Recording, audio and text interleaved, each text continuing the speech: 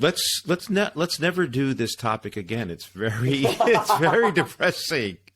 Let's never do this topic again. We have so many other topics we can do.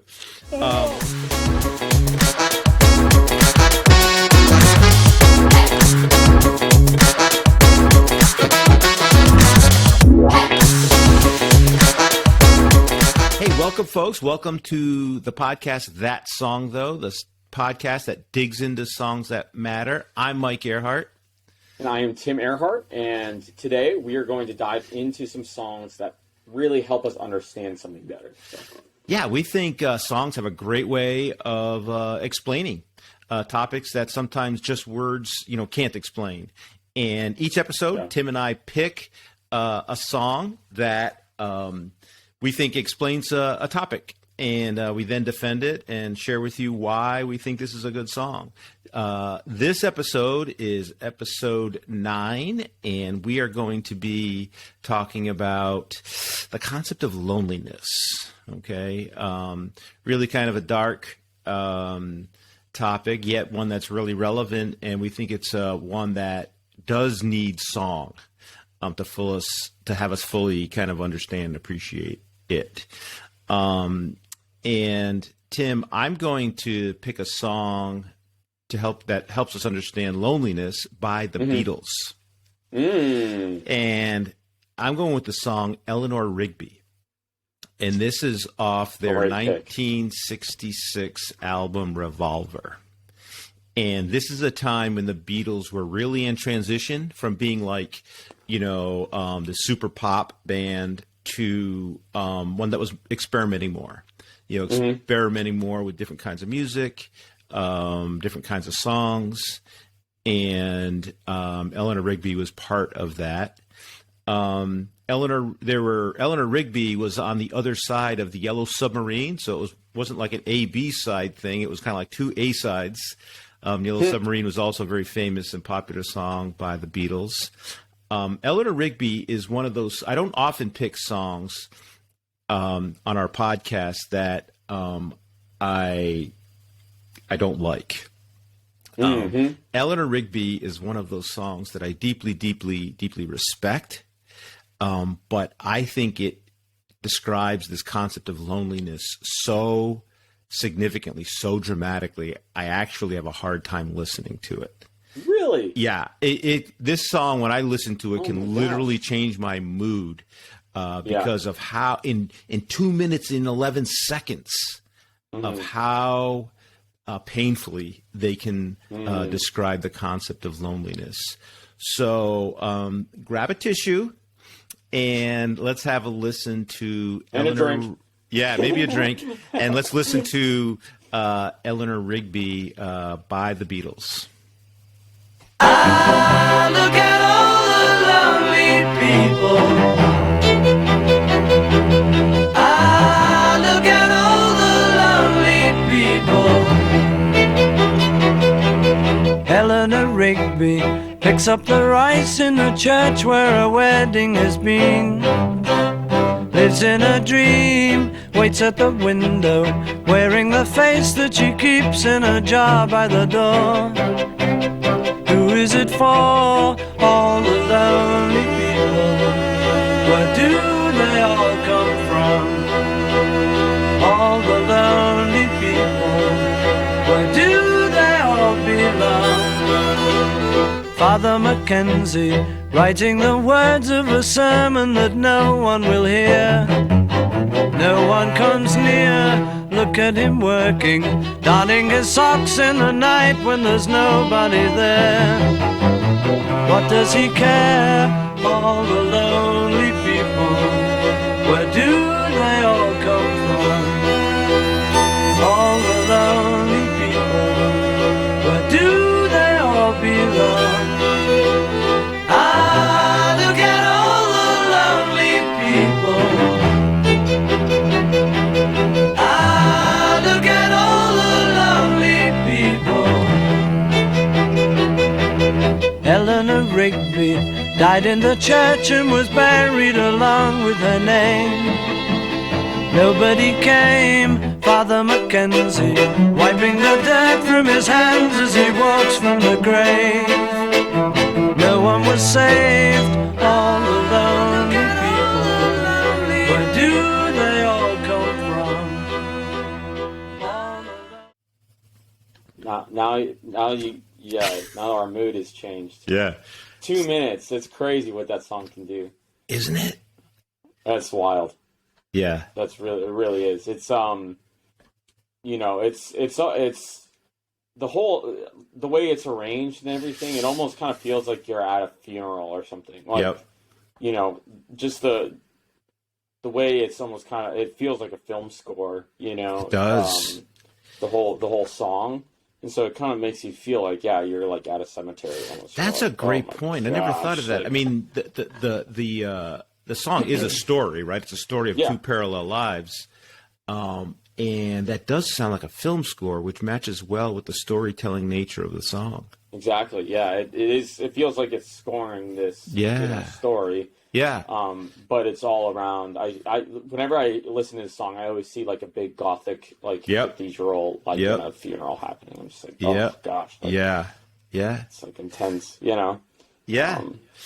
You got these two parallel lives, and so this is kind of interesting. So Paul McCartney, I guess by all popular accounts, is the most significant contributor to this song.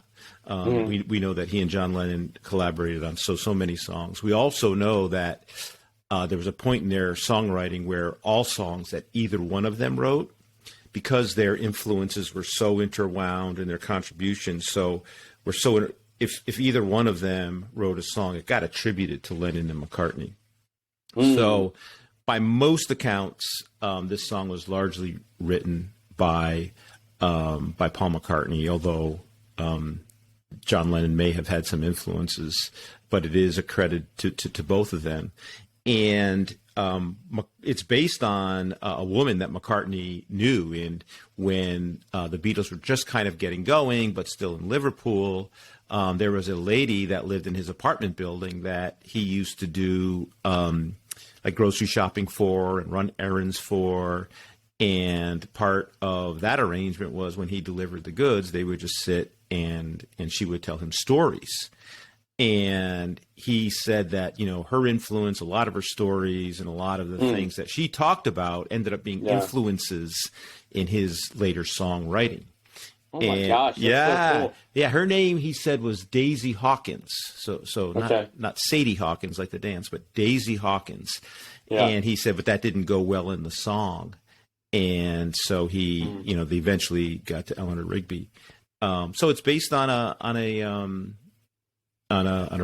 real person. And wow, that is interesting. Yeah, and it's just an incredible piece. Just again, not because I like to listen to it in its entertainment value, but because of just the So are you emotion saying that it you evokes. don't like the song? Because you did preface it by saying you normally pick songs that you like. Yeah. So it would So not you're be a saying- playlist, right? It wouldn't be on a playlist I would make. But I have, enormous respect for the song. Yeah. Because, I tend to listen to songs that are entertaining, Now, does this pick have anything to do with your most recent obsession with the Beatles documentary? Obsession? Who said that? What? Oh, I think I would just call it enthusiasm. Okay. How many times have you watched it?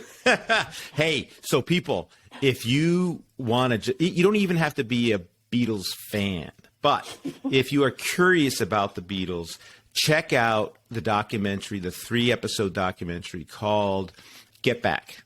And it's on Disney Plus, I believe, which I don't have. Yeah, but there are ways.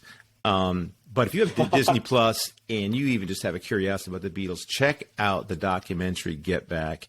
It's incredible. It is a look behind the curtain. They lift the veil, and you kind of see, you see many things. You certainly get to see the interaction or lack thereof between the Beatles at certain times. But then you also get to see the creation of songs like Get Back, like Let It Be, from just the germ of an idea, and you just watch over time as they improve and evolve and contribute. And so anyway, yes, Tim. So you saw all 3 episodes? Yes. Yeah. It ends with the concert on the rooftop, which ends up being, I think, the Let It Be album. Okay. But actually, no. Your question was, my recent study of the Beatles, does a selection of the song have anything to do with that? The answer is no. Eleanor Rigby has been a painful song for me for a long, long time. Yeah. Okay, well, good. Yeah, regardless. Thank you. Hey, one last thing. What do you think of the strings? Yeah. It reminds. It's genius. It really is, and it really fits perfectly. George Martin, their producer, arranged and conducted, I think, those strings. And although very different, the use of strings in that song to kind of create this melancholy feel reminds me of strings that were used in the song Yesterday. Because I think, again, they use strings, an orchestra in that song. And again, I get this very melancholy kind of feel from the song Yesterday. Yeah. Which, again, is a song I respect tremendously. But again, you would not find on my playlist because while amazing and brilliant, I don't find entertaining. Yeah.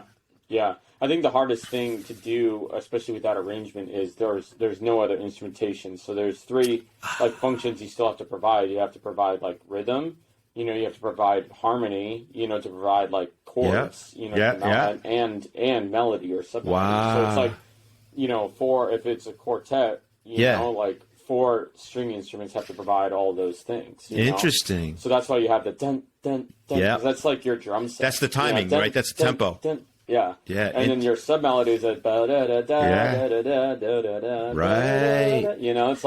It's this conversation that's happening, which that's why I could go on and on about. No, that. but all with strings. The point is you have to provide all that elements, and they do it all with strings. Oh, that's amazing. Yeah.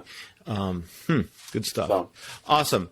Hey, let's check out this message, folks, and then we'll come back and hear what Tim has chosen with regard to helping us understand the topic of loneliness. All right, we'll be right back. Hey gang, this is Mike. Thanks for listening to That Song Though, the podcast that digs into songs that matter. There are so many great songs out there, but there are only some songs that entertain us and teach us something, help us understand something better. We call those important songs or songs that matter. And those are the songs that Tim and I dig into in the podcast, That Song Though. If you like what we're doing, subscribe, follow, like, all the things, and join us and help us highlight the important songs that matter. All right, welcome back, guys. We are going to dive into my pick, which is from a band that is called City in Color, and the song is called The Lonely Life. And this isn't a super popular song.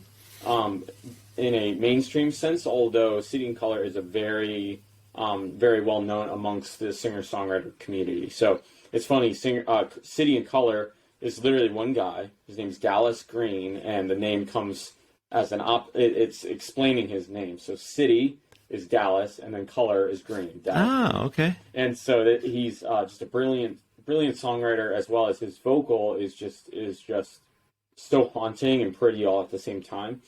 And when we said loneliness, the first thing I thought of was City in Color, because he has so many songs on loneliness, and I think his vocal really kind of gives you a musical image of what loneliness might feel like. There's this he has this pretty kind of high pitched voice, but it's actually kind of, you hear the pain behind it, So this song, I encourage people to look at the lyrics, because it's really, the lyrics can be read in two different ways. And it starts off with this question that just says, what if I did not love you? Where would that leave me? And then the rest of the song kind of goes through these, different horrible situations that he could be in. Would I be face down in a gutter with cheap whiskey on my breath?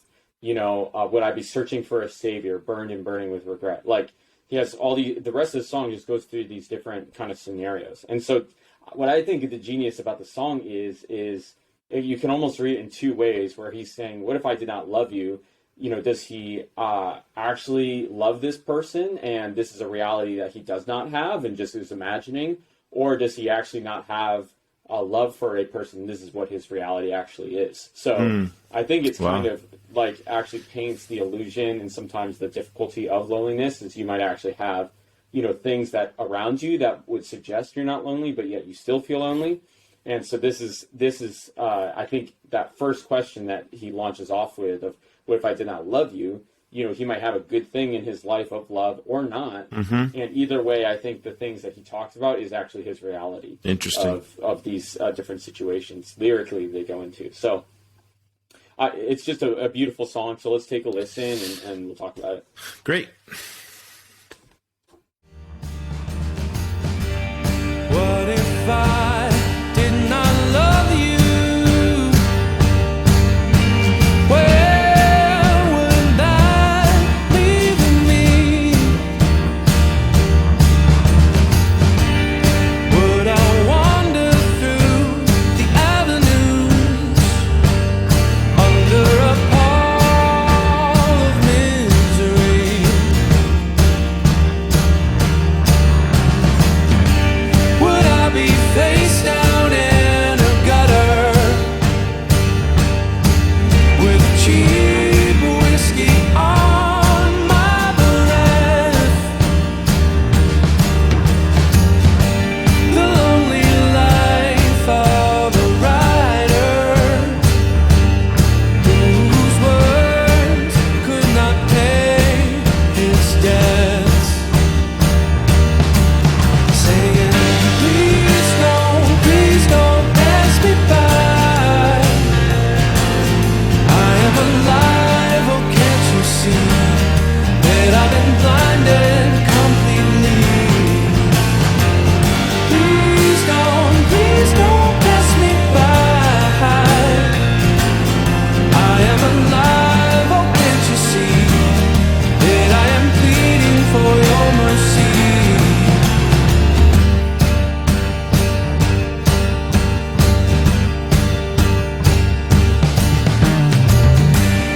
What if we became strangers?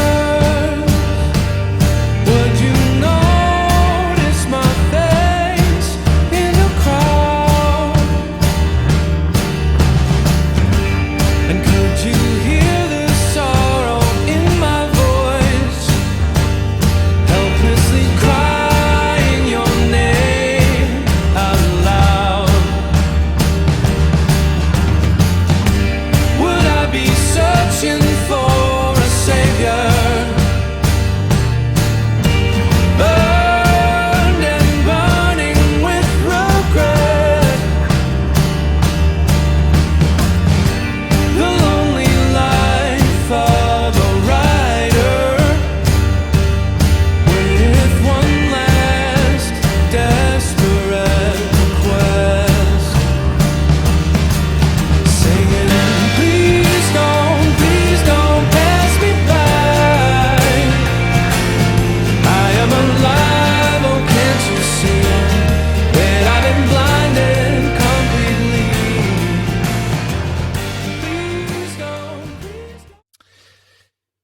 Yeah, that was awesome. I have not heard that song. I think maybe as expected. I found both the musically and lyrically to be quite incredible. And let's never do this topic again. It's very depressing. Let's never do this topic again. We have so many other topics we can do. I always, it's always, there's a line in there where it says something like, I'm alive, can't you see? And, I always like that basic theme of like, someone having to remind us that they're alive, that they exist, is always just one of the most tragic things, that I find. I mean, sometimes it happens with, like maybe sometimes like a teenager, right, who doesn't have their identity or something like that, and the rest of the world is just kind of passing them by, and they're not recognized, they're not known. And sometimes they'll say, I'm alive, I'm here, can't you see that? Right. But then it happens like sometimes to the elderly, who maybe have had distinguished lives, but they may be somewhat feeble or somewhat, compromised at this point in their life. And sometimes you feel like they could scream out, I'm alive, can't you see, Yeah. And I feel like Dallas really kind of captured that in this song as well, And what's interesting is that in that chorus, when he does say, please don't pass me by. Right. The whole, the rest of the verses are essentially in a minor key. And then once he starts in that chorus, he starts in a major. So it almost has this sarcastic sound, because it hits kind of bright. Yeah. And he's it saying, does. please don't pass me by. It's almost like, you're right. Like the verses are understated, but the chorus is actually somewhat strong, a strong statement. It almost kind of paints this like picture of the mask, that he might be wearing, where it's like this bright, exterior, right. But really kind of this darker thing. So it's like, it sounds pretty because it's major and he's got a pretty voice, when you think of the lyrics, you're like, oh my gosh, this dude's like really hurting. Yeah. So so how did you learn of this song? So one of my friends in college showed me him, and I remember the first song I heard from Dallas Green, and I remember his vocal. Yeah. And I remember hearing it and thinking like, man, I haven't heard a voice like that. Right. Right. And it's not trained, it's not whatever, but it's just so raw. Yeah, you can feel it. So a lot of his songs, I mean, this is probably one of his most upbeat and bright songs that he has, Oh, yeah. Not lyrically. I mean, it's pretty dark lyrically. He's always dark lyrically. But from an arrangement perspective, like most of his songs are just acoustic. They don't have these big driving drums. Yeah. Well, it's wonderfully arranged, for what it is. Absolutely. To get the message across. Most of his concerts, are just acoustic guitar and him in a big hall, know, and it must be really cool to see live. Right. But also it's like, you're not going to really have a good time. Yeah, exactly. Hey, let's go to the Dallas Green concert. Oh, bummer. Yeah, like, bummer, Yeah. But, a lot of people can relate with that. So yeah, sure. No, it speaks to a lot of people, right? Yeah. Yes. Unfortunately. And I think it's to the kind of the question that you put forth before we listened to it about, what loneliness really means. And, just because you have a lot of people around you, or you may even have people that love you, doesn't mean you're not lonely. Mm-hmm. Right. And we're not exactly sure which one he's talking about here, or if he genuinely is lonely. Right. But it's kind of, but it makes the interesting question about loneliness, in that it's really not about how many people you have around you, right? But it may be more about how many people are in relationship with you and kind of get you, and you get them, right? It's a bit more intimate than, and more complex, more complex than having just people around. Awesome pick, Tim. Thank you. Yeah. Let's never do this again. That's the worst topic ever. Okay. Yeah, that was fun. Ay. Awesome, folks. Thanks for hanging in there with us. If you like what we're doing on That Song Though, subscribe, like, follow us on social media. And until then, we'll catch you next time.